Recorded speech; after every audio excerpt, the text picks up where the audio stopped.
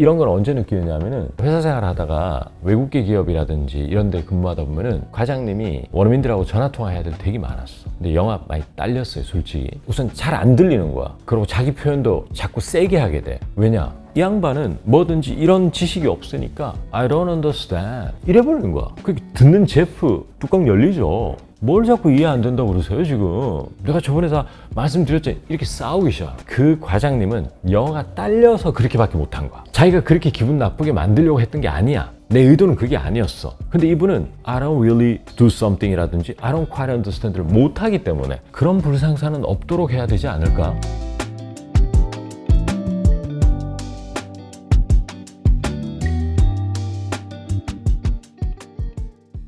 자, 오늘은 뭐냐면 이제 김조희 기초 영어 회화백의 이제 데이 5에 나오는 내용이고 굉장히 중요한 내용인데 오늘 주제는 뭐냐면은 말의 강약을 조절한다 이겁니다. 말의 강약을. 그러니까 뭐냐면은 우리가 통상적으로 나는 안 해요, 나는 싫어해요 라고 하는 것과 나는 자주 하지는 않아요, 또 그렇게 좋아하지는 않아요, 이 표현법 중에 성인이 된 이후에 여러분이 어떤 말을 더 많이 쓸까요? 자주 딱히 이런 말을 항상 섞어서 하죠. 왜 그런가요? 뭔가 그럴 때도 있고 안 그럴 때도 있고 뭐 이렇게. 그렇기도 하거니와 예를 들어서 누가 만약에 당사자에게 혹시 음악 듣는 거 좋아해요? 만약에 소개팅 한다고 가정해 볼게요. 상대가 혹시 음악 듣는 거 좋아하세요? 이러면 만약에 A가 저 음악 안 좋아해요. 어떨 것 같아요, 분위기? 되게 싸해질 것 같아요. 그게 끝이에요. 네. 그냥 그 소개팅 끝장나는 거예요, 그냥. 그죠? 그러면 어떻게 얘기해야 상대가 덜 기분이 나쁘고 좀 소프트, 그 부드럽게 만들어 줄까요? 꼭 그렇지만도 않다. 혹은 때때로 즐기곤 한다. 이런 예. 식으로 좀 더 디테일하게 설명을 하는 게 자유로운 의사. 예. 그런 걸 한 문장으로 예를 들어 얘기해야 된다, 우리말로. 그러면 음악 듣는 거 좋아하세요? 그러면 뭐 그렇게 좋아하지는 않고요. 이렇게 얘기한다거나 듣기는 하는데 바빠서 그렇게 자주는 못 들어. 이렇게 얘기를 하지. 저는 음악 듣는 거 싫어해요. 저는 음악 안 좋아해요. 꼬마의 얘기, 꼬마. 어린아이의 말투일 수 있어요. 어린아이라 하더라도 그렇게 되면 놀이터에서 왕따 당할 수 있어요. 그죠? 자, 그러면 우리가 이제 부정문에서 나는 뭘 하지 않는다라거나 뭐 할 때 말의 강약을 좀 조절하면서 soften, 그렇게 해주는. 그러니까 강한 부정이 아니고 좀 약화시키는 표현을 할 때는 늘 어떤 말을 넣어야 되냐면은 부정문에서 really를 넣어줘야 돼요. really는 정말이라는 표현이지만 이게 부정문 속에서는 뭐 말을 약화시켜주는 역할을 하는데 이게 이제 하나 주의해야 될 게 있어요. 예를 들어 저는 음악을 듣지 않아요 이러면 영어로 뭐죠? I don't listen to music. 맞죠?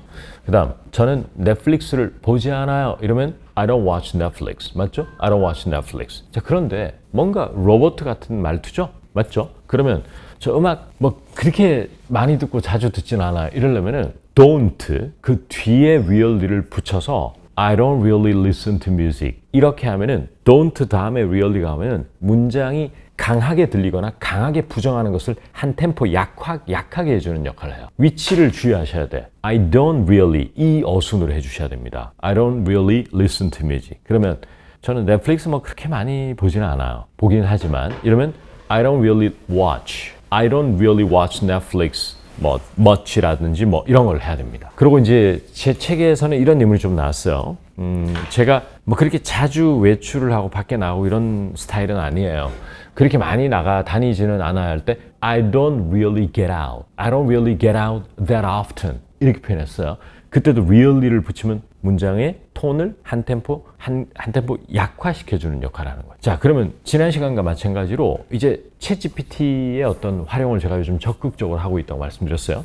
챗GPT에서는 이 I don't really 구문에 대한 usage를 어떻게 했느냐, 주로 어디에 언제 많이 사용되냐면은 less direct하게 만들 때, 너무 direct한 표현을 less 덜 direct하게 만들 때 I don't 다음에 really를 붙여야 된다라고 분명히 챗GPT도 얘기하고 있죠. 자, 그러면 저 커피 뭐 그닥 좋아하지 않아요? 이러면 I don't like coffee가 아니고 I don't really like coffee. 이렇게 해야 되는 거죠. 한번 해볼까요? I don't really like coffee. 이 주제를 제가 사실 그렇게 잘 이해하고 있지는 못해요. 저 이 주제 이해 못하겠는데요. 이러면 I don't understand this topic이죠. 하지만 그렇게 얘기하면 또 어떻게 됩니까? 상대가 기분이 상하거나 빈정상할 수 있잖아요. 그러니까 우리가 성인이 누가 그렇게 얘기를 해요. 따라서 I don't really understand this topic 이렇게 해줘야 된단 말이에요. 그 really 위치는 어디에? don't 다음에. 그러니까 아무리 강조해도 지나치지 않는 거거든요. 이런 거를 잘 보셔야 돼. 그러니까 I don't really understand this topic 하면은 챗 GPT는 이걸 어떻게 표현했냐면 좀 어려울 거예요. I somewhat understand. somewhat이라는 것은 약간 다소라는 뜻이에요. 어느 정도는 이해하지만 but not fully. 완전히 이해는 못하겠다라는 뜻이라고 나와 있죠. 오케이? 자, 그러면 뭐를 더 세게 들리게 만들려면 don't 앞에 really를 붙이면 돼. I really done something. 제 눈이 부릅 막 지금 뜨고 있죠? 그만큼 강하게 들린다는 거야. I don't really like 하면 그렇게 좋아하진 않는데 이런 말이고 I really don't like something 이러면 너무 싫은데요? 이런 말이죠. 그러니까 우리가 살면서 당연히 어떤 말을 쓸 일이 빈도수는 높을까요? I don't really do something이 빈도수가 높죠? 맨날 남하고 싸우듯이 I really don't 이렇게 할 사람이 누가 있냐고요. 사회생활 힘듭니다. 그리고 쉽지 않아. 우리 혼자 사는 세상이 아니죠. 그래서 챗 GPT는 오히려 I really don't라고 하면 당신의 입장이나 그 용건을 very clear, 굉장히 분명하게 전달하는 어감이 있대요. 그러면 예를 들어 저 커피, 제 앞에서 커피 얘기하지 마세요. 저 커피 너무 싫다니까 이러면 I really don't like coffee 이렇게 얘기하면 챗GPT는 strong dislike for coffee 커피에 대한 강한 dislike, 싫다. 싫다는 건 몹시 싫은 극혐 이게 dislike거든요. 극혐. 그래서 커피는 극혐한다 이러면 I really don't like coffee 이렇게 한다는 거죠. 그러면 아까 전에 저 이 토픽 주제 전혀 이해 못하겠고 모르겠는데 이러면은 어떻게 해야 된다? I really don't understand this topic이라고 don't 앞에 really를 붙이는 거예요. 이해되시죠? 이런 것은 결국에는 우리가 말을 성인이 되면은 성인답게, 그죠? 너무 유아틱하지 않게, 점잖게 해줘야 되는데도 불구하고 이 중요성을 간과해버리면 절대 안 됩니다. 다만 이럴 수는 있어. 굉장히 완기초 학습자라는 A라는 학습자가 있다고 치고요. 이분은 음악을 듣다라고 할 때 listen to가 맞는 건지 hear가 맞는 건지 이것도 아직 난 준비가 안 돼 있는 사람이라면 아직 여기까지 오기에는 무리입니다. 아직 listen to music도 표현이 안 되는데 음악을 듣다 할 때 어디 이런 표현까지 아직은 막 강하게 막 제가 드라이브를 걸어서 이거 무조건 이렇게 해서 이렇게 할 수는 없지만 그래도 I listen to music 정도는 할 수 있는 사람은 이걸 할 수 있어야 됩니다. I don't really listen to music. 그렇게 자주 듣는 건 아니에요. 이러려면. 이해되셨죠? 그러면 이제 하나 더 제가 말씀드리고 싶은 게 있어. 이건 좀 어려워. 어떤 상대하고 얘기를 쭉 하다가 완전히 제가 이해를 잘 못하겠는데 이해 어느 정도는 하겠지만 좀 애매한데 이러면 이거는 김재우의 영어 회화백이 있어요. 그때 I don't understand 이러면 또 서로 멀어집니다. 왜 말을 졌다이로 해 이렇게 됩니다. 그죠? 그러니까 우리가 네이티브 스피커가 아니까 원어민이 이해해 줄 뿐이지. 그죠? 그럴 때 그때는 I don't quite understand라고 quite, 꽤라고 하는 이거를 역시 don't 다음에 붙이면 100% 이해가 잘 안 돼. 이해 어느 정도는 이해가 되지만 완전히 클리어하게 이해는 안 되는데 이럴 때도 I don't quite understand. 그럼 왜 이런 기능어 really quite가 중요할까? 말을 디테일하게 해주잖아요. 성인이 되면은 부사 같은 것을 자주 쓰는 이유가 강약 조절을 해줘야 서로 간의 어떤 feelings, 감정도 안 상하게 하고 또 친구도 멀어지지 않게 하고 이런 거 아니에요.